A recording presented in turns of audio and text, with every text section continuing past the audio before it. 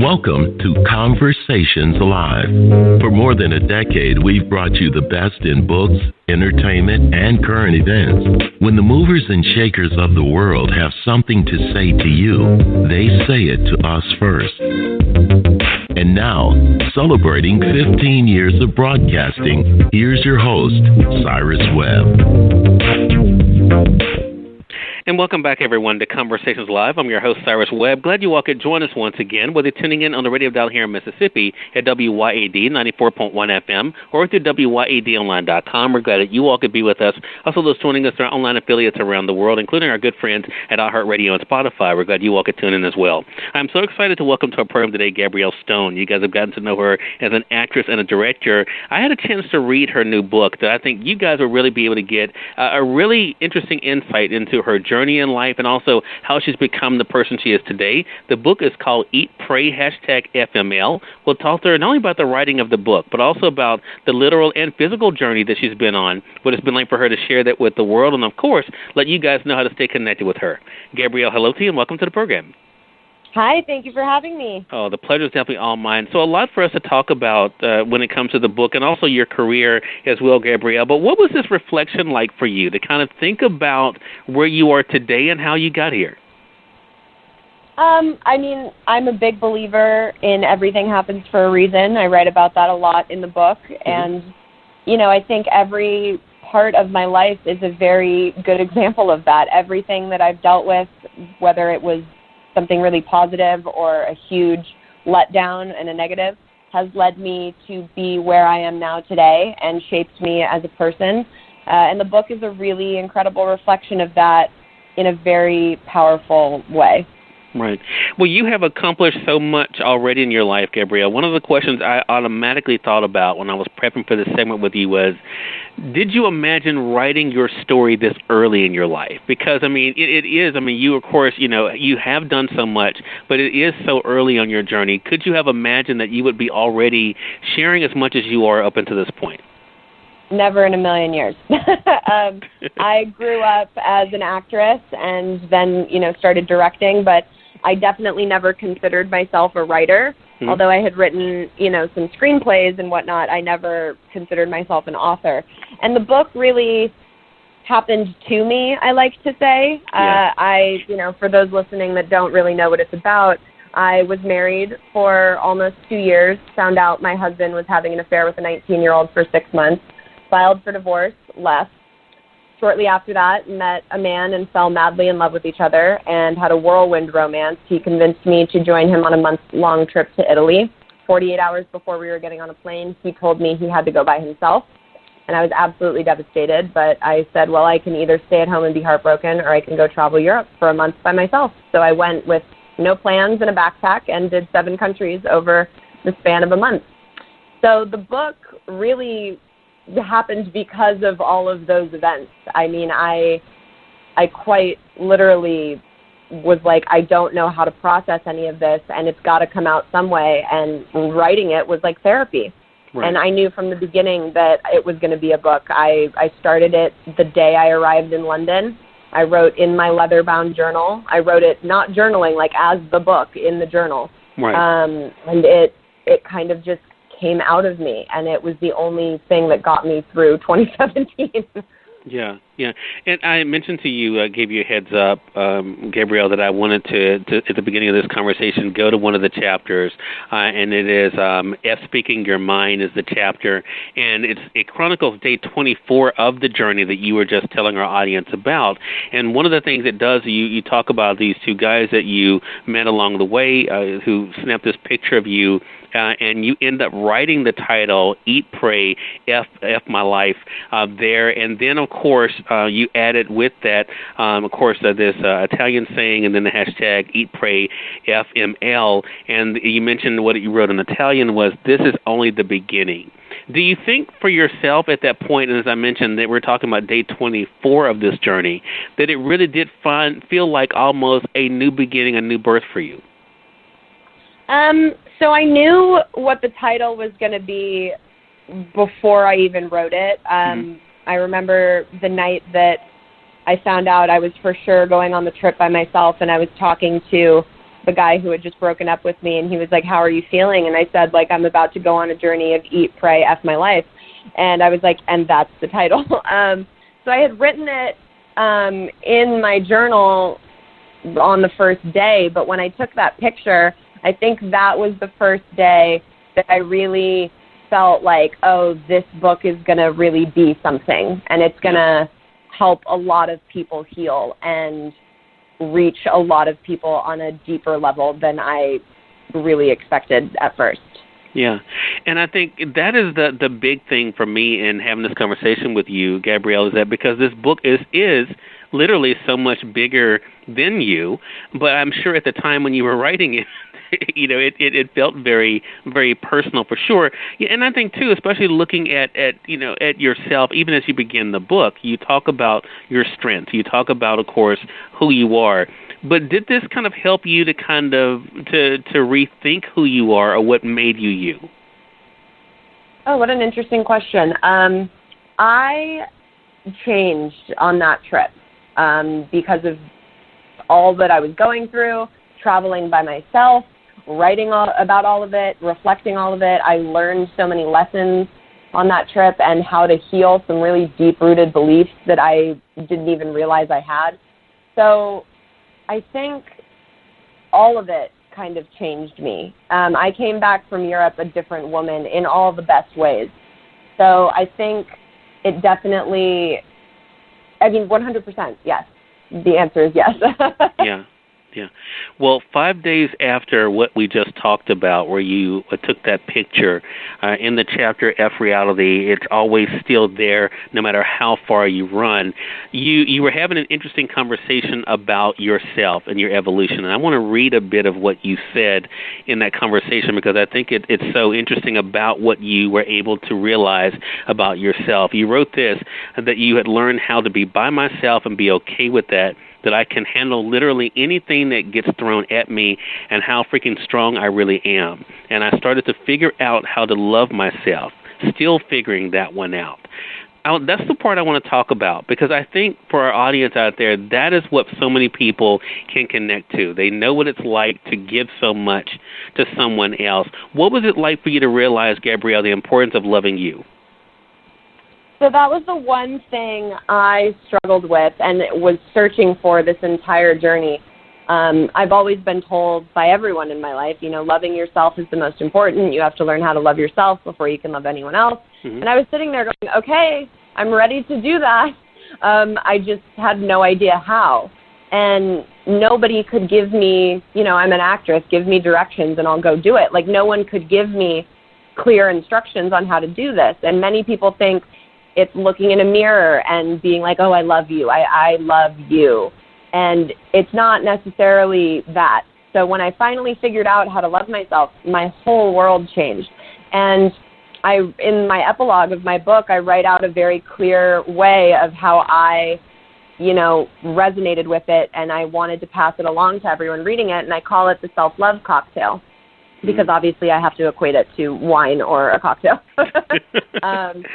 So what you do is you sit down and you list out all of the things that you can give yourself that make you happy, that make your soul happy. So for me, that was meditating and going to the gym and eating healthy and dancing and creating.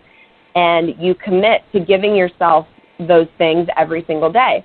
Now, when you're first starting, sometimes it'll be a stiffer cocktail like a vodka martini, and you'll have to just be able to give yourself the gym and eating healthy. But at least you're giving yourself those two things every single day. And then once you can start adding in some more, it becomes a fancier cocktail, like a fun margarita, and you add in a splash of meditating and, pour it over some liquid dancing. And before you realize it, you're loving yourself because you are giving your soul things that make you happy. And it's such a simple concept once you grasp it and you're like, oh, I woke up a month later and I'm feeling really good about myself and I'm feeling better. And it's because you've been giving your soul the things that it loves. And that is loving yourself. It's not looking in a mirror thinking, oh, okay, I now magically have this feeling. Because when you love someone else, it's it's a physical feeling that you're having and taking action upon. So it's the same when it's loving yourself. You have to like be active and do things that give yourself happiness and give yourself love. Right. And I think that, and knowing that you're worthy of it, right? I mean, earlier, really early in the book, Gabrielle, you, in the chapter, F, the fact that everything happens for a reason, and the subtitle basically said, it does, but that doesn't make it easier. I love the fact how you ended that and realizing, basically having that self-talk with yourself. You also are very transparent in that chapter, Gabrielle, talking with us and maybe even to yourself about the fear of being alone. But you end the chapter by saying this, and again, I'll be paraphrasing. You wrote, "You are going on this trip, you're going to face your fears and come out the other end a better human." And I think, that is what, when I read that, I thought, that to me is exactly what we do in life. Is that kind of what it looked like for you, that you were, even by making the decision, that you were beginning a new chapter in your life? Yeah, definitely. I mean, I know that everything happens for a reason. Usually you can't see it until much later on, but in that moment where he told me he needed to go by himself and I realized I was taking this trip by myself, I knew it in that moment that the universe was giving this to me for a reason. Since I was a little girl, my biggest fear has been being by myself and being alone and being okay with myself. And the universe literally was like, okay, here you go. Here's a clear way to go finally fix that. And so I knew that I was on the brink of something really huge in my life. And I was very accurate thinking that. Well, I think that's the big thing for our audience. For those who are just tuning in, either on the radio side or online, you're listening to Conversations Live. We're excited to welcome to our program today Gabrielle Stone. You've gotten to know her as an actress, as a director, but now also she's added author to her list of accomplishments. Her book is Eat, Pray, #FML. It's available through our friends at Amazon.com. That's where I got it. We'll be reminding you of that a little bit later. Do you have those wow moments when you kind of look at yourself on the cover now? I mean, it's one thing to star in a film project, but what is it like for you to have a whole book now, Gabrielle, that you're able to look at? It was definitely crazy to hold it, the physical copy, in my hand for the first time, because it's taken such a journey from, I wrote the whole thing in my journal on my trip and then transferred it into my computer when I came home. Mm-hmm. So to hold it as an actual book was a very, surreal moment. But I think the biggest wow moments have come this past 2 weeks that it's been available to people, and I've just gotten so many messages from men and women. I've been surprised how many men have reached out to me, actually, because obviously I wrote it with the intention of a, female demographic, but I love how many men have been getting it.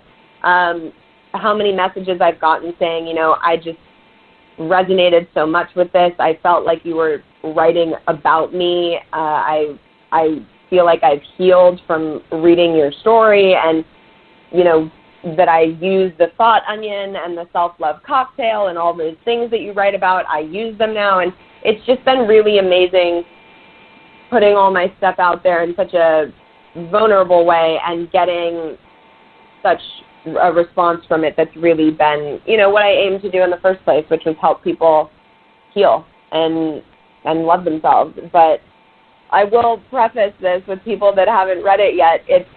While it is all those things, it's also a very ridiculous, fun, and humorous ride. It's not by any means a self-help book. Right. It's like an adventure that feels like you're watching a movie that just so happens to be my life. Yeah, I think that's a great way of being able to put it. Part of what this book also showcases and shares is another thing that's a part of all of our lives these days, and that's social media, Gabrielle. I mean, what was it like for you to kind of intertwine the two of journaling and also sharing on social media? Well, when I first left, I was kind of planning on disconnecting and not really being on social media and taking a break. But when I got to the airport, I posted a picture of me with my backpack, and I hadn't really announced to anyone other than my close circle of people about my divorce.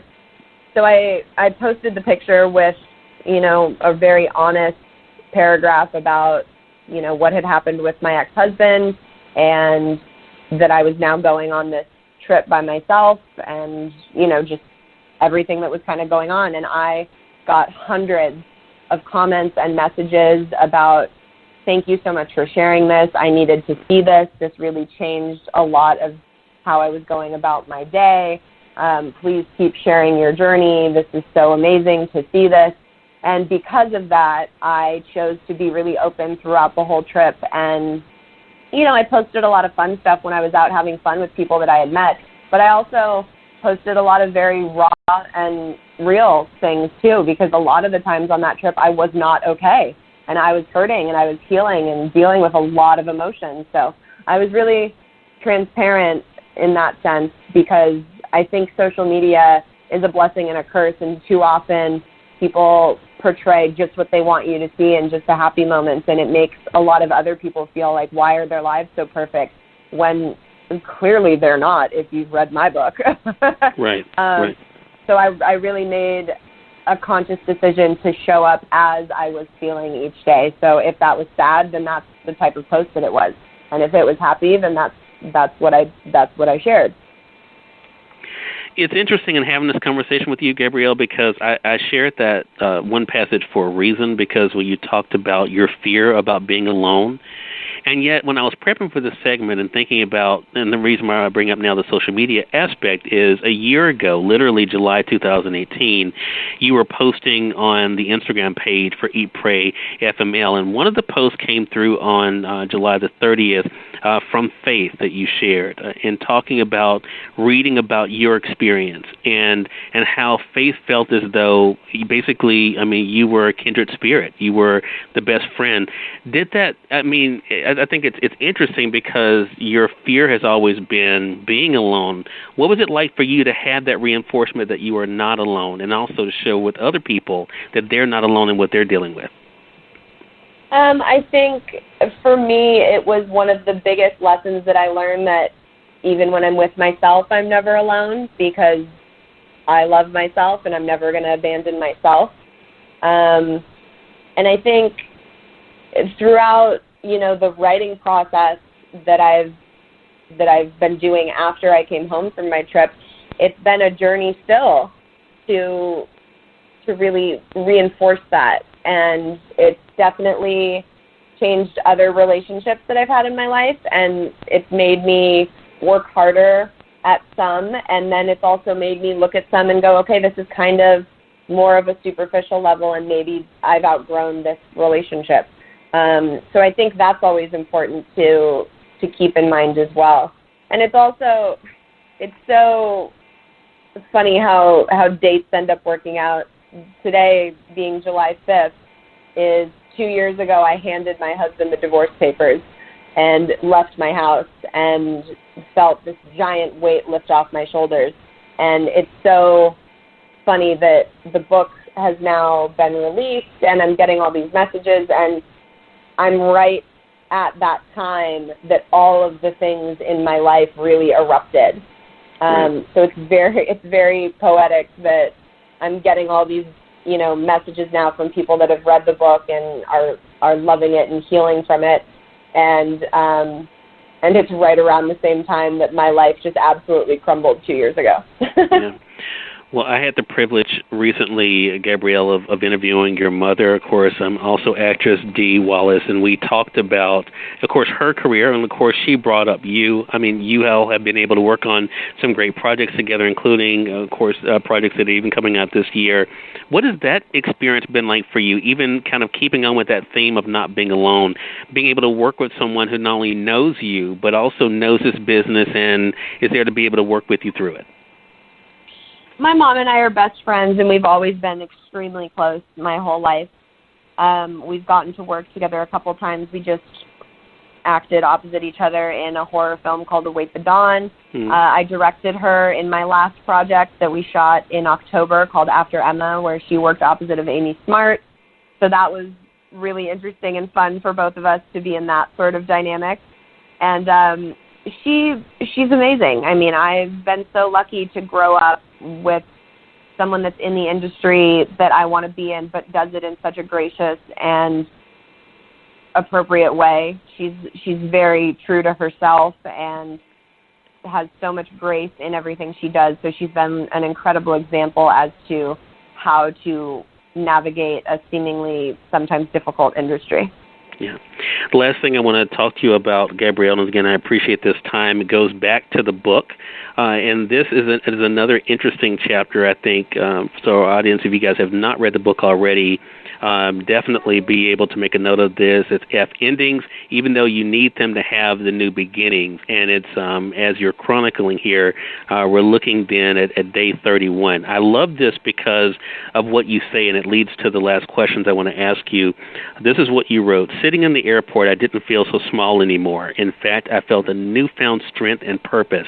After all I had survived, all the fears I'd faced, and all I had learned about myself, I felt pretty freaking big. I felt the power in knowing that I was meant to be here. I mean, if 2017 didn't kill me, I must have quite a bit of important work left to do in this lifetime. So my question to you then would be, Gabrielle, what is next for you? After all that you've been able to do, what would you like to see next? Well, I'm definitely in book mode right now, so we're very focused on that. Every interview I do, everyone's like, is there a second book coming? And there's definitely been talk of a second book. There's more than enough material for it. But I haven't fully wrapped my head around sitting down to actually start doing that.